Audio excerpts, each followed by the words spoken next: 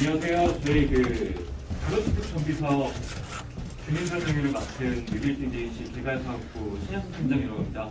다들 반갑습니다. 오늘 많은 분들이 와주셨는데요. 이 지역에서 개발이나 또 발전을 위해서 굉장히 많이 생각을 하고 있다고 저는 느끼고 있고요. 또 여러분들이 많은 참여를 하실 거라고 생각을 하겠습니다. 일단 이 지역의 발전을 하려면 어떤 위치고 또 어떤 상황인지 먼저 설명을 드려야 될 것 같아요. 저희는 현재 천호동 재정비 촉진 계획에 따라서 천호 존치 4관리구역이랑 천호 12 존치 관리구역으로 구성되어 있습니다. 여기 앞에 보시면 천호 1 촉진구역은 1263세대 중 현재 시공 중이고요. 그리고 여기 천호 2 촉진구역 같은 경우에 힐디사인이 188세대로 시공되어 있습니다. 여기 힐디사인 같은 경우에는 5구 타입이 현재 매매가 12억 정도로 거래가가 되어 있어요. 그리고 이제 천호 3 촉진구역 같은 경우에는 예전에 대림산업이죠. 이제 535세대 개발 추진 중입니다. 현재 이런 촉진구역으로 지정되어 있는 구역은 개발이 진행이 되지만 저희는 존치관리구역으로 묶여 있어서 개발이 좀 힘든 실정입니다. 이렇게 존치관리구역 하는데 존치관리구역이 뭔지 좀 설명해 드릴게요. 존치관리구역이란 존치지역에서 존치정비구역과 존치관리구역으로 나눠집니다. 이 존치지역은 재정비 촉진 지구에서 나라에서 지정한 지구예요. 재정비 촉진 사업을 할 필요성이 적어 재정비 촉진 계획에 따라 존치하는 지역을 말합니다. 여기서 존치 정비구역은 도로 기반 시설 등 재정비를 할 가능성을 지닌 지역이고요. 저희가 속해 있는 존치 관리구역은 기존 시가지로 유지 관리할 필요가 있는 지역입니다. 쉽게 해석드리면은 이 지역은 앞으로 시나 구청에서 따로 계획을 세워서 개발 계획을 할 가능성이 좀 낮은 지역이라고 설명을 드릴 수 있겠네요. 그래서 존치관리구역에 대한 자세한 내용은 강동구 존치관리구역 지침 도면에 따라서 알 수 있습니다. 현재 12구역 같은 경우에는 여기 도로변이죠. 구청면로 2종 7층 이하 용적률 200% 이하로 개발을 해야 되고요. 천호 4구역 같은 경우에는 용적률 200% 7층 이하 단독필지 개발입니다.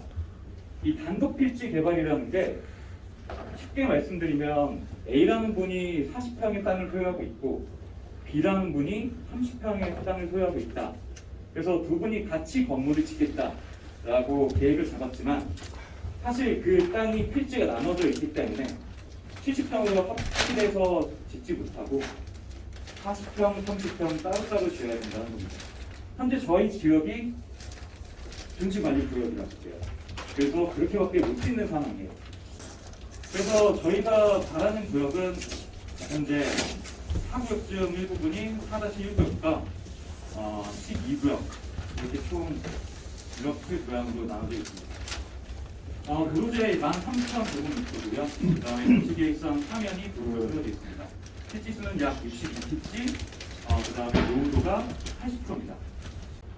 그래서 저희는 이런 존치관리구역을 해제하기 위해 정비계획 변경을 하려고 합니다. 정비계획 변경은 저희가 여러 가지 사항을 보고 있는데 일단 여기서 변경을 하려면 이런 법적인 요인이 들어가요. 법적인 요인이 들어가지만 이 변경을 위해서 뭔가 시에 얘기를 해야 되고 구청과 협의를 해야 됩니다. 그러기 위해서는 그 사업에 대한 목적이 필요하고 어떤 건축물을 지을지 또 어떤 세대수로 지을지 또 어떻게 개발을 할지가 필요한 거죠. 그래서 저희는 이 구역에서 딱 맞는 사업을 좀 찾아봤습니다. 그게 바로 가로주택 정비 사업인데요.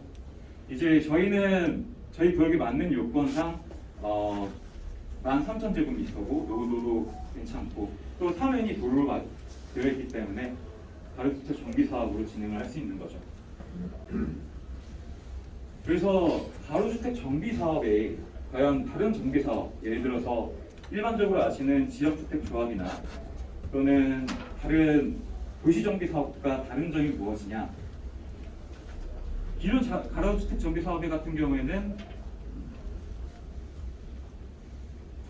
정비 기본 계획 수립을 해야 되고요. 그다음에 안전 진단 해야 되고, 정비 계획 수립, 구역 지정, 조합 설립 추진위원회, 조합 설립 인가부터 여기까지 약 12년 이상의 시간이 걸립니다. 하지만 기존 가로주택 정비 사업은 여기 앞에 보시는 4단계가 사업 간소화로 인해서 필요가 없습니다. 그렇기 때문에 평균 한 3년에서 4년 정도의 개발을 이룰 수 있죠. 근데 저희 사업지는 아까 말씀드린 대로 존치관리구역이기 때문에 앞에 정비계획 변경이 꼭 필요합니다. 존치관리구역을 해제를 해야 이 지역은 재개발이든 지주택이든 다른 정비사업이든 진행을 할 수 있는 거죠. 그래서 저희는 예상으로 한 4년에서 5년을 정비계획을 세워서 사업 진행을 할 예정입니다. 그래서 가로주택 정비사업의 쟁점이 무엇이냐? 아까 말씀드린 대로 앞에 단계가 없고 또 동의서를 받는 추진위원회의 동의서를 받는 요건이 없어서 평균 1~2년 정도의 시간이 단축이 됩니다. 그리고 사업 시행 인가나 관리처분 계획이 동시에 가능하기 때문에 절차가 굉장히 간소화되는 거죠. 하지만 저희가 아까 말씀드린 대로 하나의 산을 넣어야 되고 또 설립 요건을 위한 추진위원회 설립을 요건을 위한 요건은 없으나 그게 동일 50%예요. 그 앞전의 단계를 위해서 무언가 하나 단체는 필요합니다. 그 단체가 개개인이 개발을 하겠다 따로 시에 가서 구청에 가서 얘기를 하는 게 아니라 그 단체 주민들의 의견을 모아서 얘기를 해줘야 되는 거죠. 그렇기 때문에 처음에 사업의 비용에 대한 리스크, 그 다음에 이 사업이 개발 사업이기 때문에 전문적인